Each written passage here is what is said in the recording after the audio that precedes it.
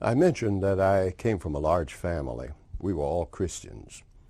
My dad was a member of the Methodist Church, a deacon, known for being an honorable man, keeping his word, hating lying, loving truth. And yet he held out for a long time before he joined the church. He told me why later on. Frankly, a lack of faith is never a good excuse. But all of us followed Mother into the Seventh-day Adventist Church, with the exception of Dad and some of the older brothers. We loved the church. We took part in it, and Dad was always accommodating. When they had church picnics, they were on our farm. They rode the horses. They did all the things we'd prepared for them, from seesaws to horseshoes. He loved the church, but he wouldn't come in. I went on from grade school to high school, and to be honest with you, and I'm sorry for this, I became worldly during high school. I don't mean that there were drugs and murders and all that foolishness. No. The biggest problem, I guess, was movies and dancing and running with the crowd that I did. I got into that. When I was a senior, I didn't want to do some things in the future. I liked the idea of being in some medical profession, but I didn't want to be an MD. 3 of my closest friends and I sat down on campus at this big high school and made a decision we were going to study to be dentists. At A&T University in the same town, they had a very successful program called pre-dentistry. And so we agreed as we neared graduation that we would all go there, register, study together, hang together, become dentists together. I'll throw in right now that 3 of them did become dentists. One was a commander in the Navy, the other 2 very successful civilian dentists. I remember one day being at home, and I drove by the home of one of my friends, a marvelous mansion with large cars in the yard, and I equated that with success. And the man driving me who lived there said, "Well, yeah, but that's not a happy home." I probably shouldn't go further into that. Years later, on the 50th anniversary of our graduation from high school, the high school, huge school, called me and wanted me to do a memorial sermon on a weekend there. And I said, all right. Now, is this general or just for my class? They said, no, we want it to be general, but specifically talk about your class. I said, then send me the names of those from my class who are deceased. I got the letter and opened it, and there were about 27 of my classmates who had passed. It was very sad because instead of remembering them growing old as I'd grown, I thought of them as being youngsters again. But the saddest thing of all, 3 dentists were on that list of the deceased. I was the only one of the 4 buddies still alive. I thank God for that.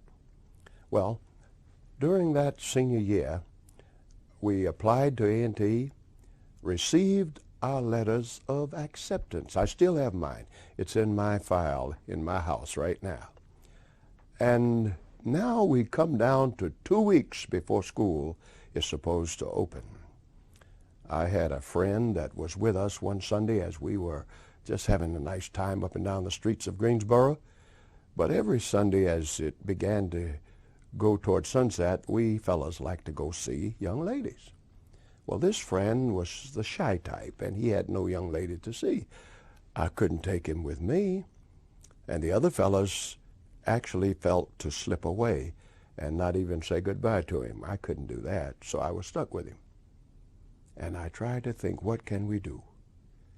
And I took him to Ash Street, where Earl Cleveland was running a huge evangelistic campaign. Suffice it to say, we never missed another night. One day the 2 of us were walking to the movies, and we came to a corner, and we were talking about our experience listening to Elder Cleveland. We came to the corner, and diagonally across the street was the theater. And the light changed, and he stepped off, and I stayed. He turned around and said, "What's the matter?" I said, I'm not going. What do you mean you're not going? I said, there's some things I know in advance, know that you don't know, and I know better, so I can't go. He said, if you don't go, I don't go. He turned around, we walked away. Let me just give you the end story, and that is that he was baptized at the end of Elder Cleveland's meeting. He became deacon, then head deacon. He passed a couple of years ago, but his family, the members of his family are still faithful in the Seventh-day Adventist Church. So I call him the first soul God ever let me win. Now, we've got 2 weeks to go before school opens. What am I going to do? I was sitting in Elder Cleveland's tent. It was completely empty on a beautiful Sabbath afternoon. Folk had gone home to eat lunch. I didn't go because I lived in the country, too far to go. So I just sat there. The place was empty except for myself. Now, I've never heard voices, and I've never seen signs and thunder and lightning. God has always dealt with me through very strong impressions that could not be shaken. And while I was sitting there, this impression came upon me. I even remember the words, "This is what I want you to do, and I will help you to make truth clear." What?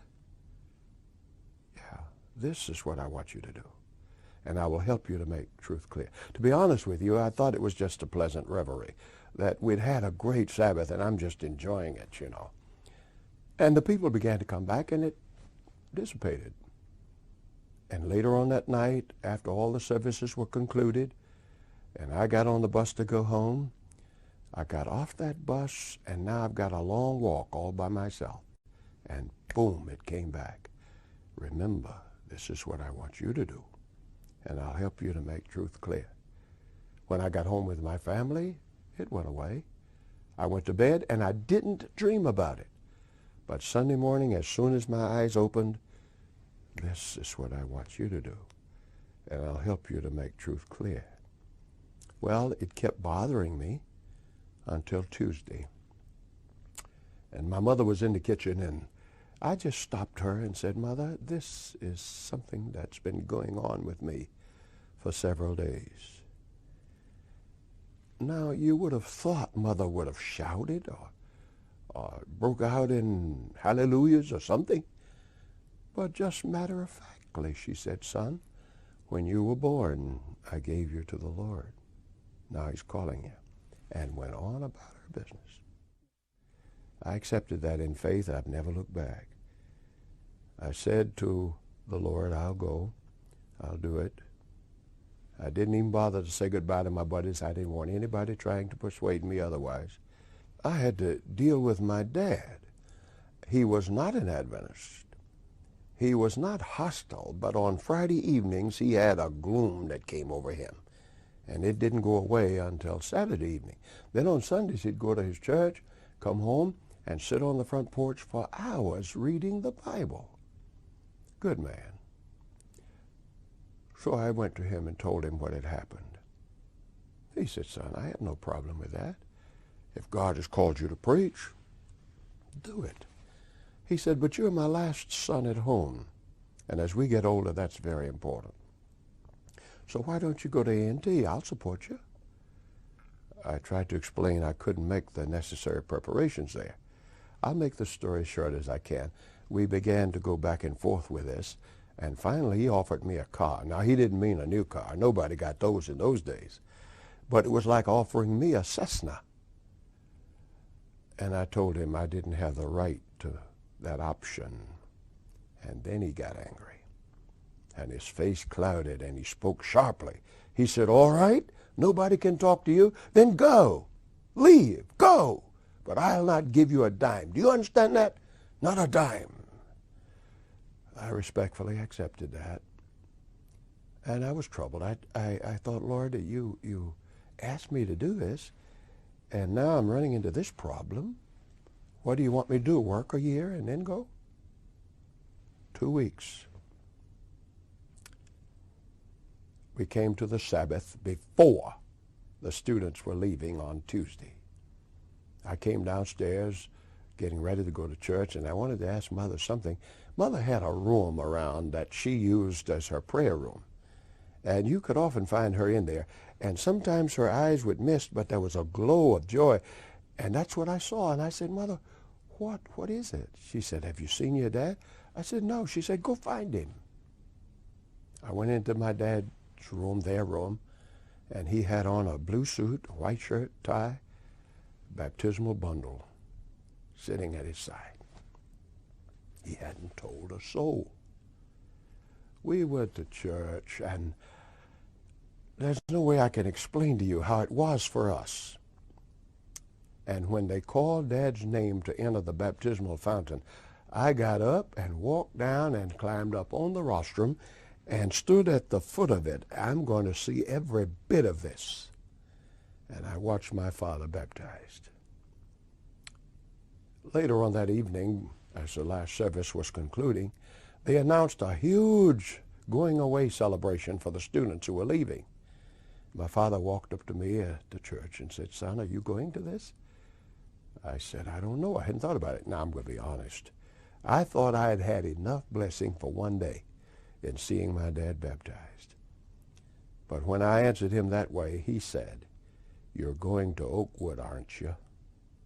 And that was his way of capitulating. On Sunday, he got in touch with their daughters who were older and said, Charles hadn't planned to go to school, so you got to get him ready. And they brought sheets and towels and washcloths and all the accoutrements for study. I only had one problem. One sister brought a set of pink sheets, and real men don't use pink sheets, you see. But when the rest of the crowd was ready to go away on Tuesday, I was ready too. I looked out the window, and I saw Dad coming from a neighbor's house with a huge trunk on his back. He had seen it. That trunk was years old. He brought it home and cleaned it and painted it and fixed the lock, and it was filled to capacity. That trunk is in my basement right now after 50-plus years. I went off to college. God took care of our family. My dad became an elder of the church, a deacon, of course, and for the rest of his life, his greatest joy was the truth and learning more and more and more about it. I went off to Oakwood College, had no money. Dad looked in his wallet. I love to tell this. He looked in his wallet, and he opened it, and he didn't thumb through it. He just reached in like that and pulled out every folding bill he had and handed it to me. He said, son, I wish I could give you more. But he said, I'm giving you a good name, and I expect you to take care of that. I counted the funds, $310, all that he had. Today, that would be like $3,510. I went to Oakwood. I worked hard. I studied. I learned. And the Lord was merciful and prepared me. Had some of the best teachers. C.E. Mosley was head of the religion department. E.E. Rogers, who taught us Greek. O.B. Edwards taught us church history. And C.T. Richards talked about Christian lifestyle, Christian ethics. I'll never forget my indebtedness to these men. 4 years I went. And when I graduated, I owed them $75, and I paid for it out of my first check. I went through school like somebody who had money. I worked hard. I worked awfully hard. But you know, my dad thought you couldn't develop good character without working. And that work that I did not only helped me through school, but prepared me for the rest of life. When it came time to put up a tent, to put a roof on a church, to paint a building, I didn't say to the deacons, you all go. I said, come. And they appreciated that about their pastor. So that's how it worked out. That's how we got into the church. That's how my dad came in. And that's how we got to Oakwood College and were able to finish in 4 years.